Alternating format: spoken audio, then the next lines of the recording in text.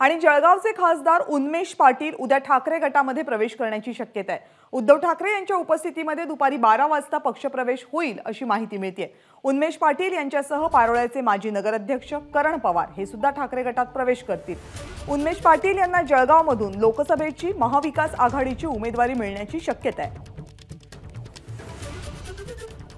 भाजपने स्मिता वाघ यांना जळगाव लोकसभा मतदारसंघातना उमेदवारी जाहीर केली, त्यामुळे विद्यमान खासदार उन्मेष पाटील हे नाराज होते। त्यांनी उद्धव ठाकरे यांची भेट घेतल्यानंतर ते महाविकास आघाडीमधून उमेदवार असतील या संदर्भातल्या चर्चा सुरू झाल्यात।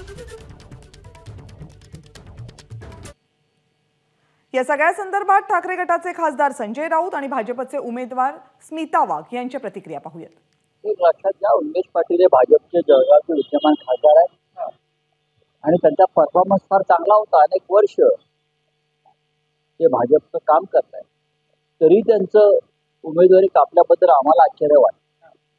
ते अस्वस्थ आहेत हे नक्की, आणि त्यांच्या मन की बात त्यांनी सांगितली। उद्यापर्यंत तुम्हाला बातमी मिळेल।